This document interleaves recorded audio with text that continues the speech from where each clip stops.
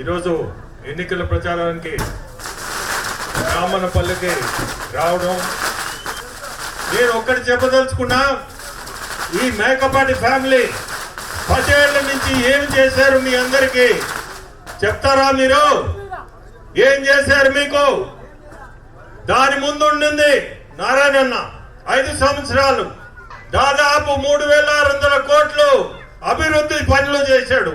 అది మీకు తెలుసో తెలీదో ఈరోజు మీకు చెప్తున్నా, మీ అందరికి తెలుసుకోవాలా.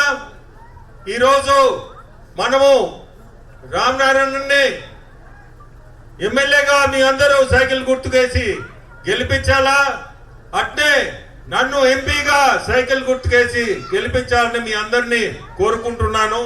శ్రీ వేమిరెడ్డి ప్రభాకర్ రెడ్డి గారిని మరియు శ్రీమతి వేమిరెడ్డి ప్రశాంత్ రెడ్డి గారిని మన సైకిల్ గుర్తుకే ఓటు వేసి అత్యధిక మెజారిటీతో గెలిపించుకుందాం.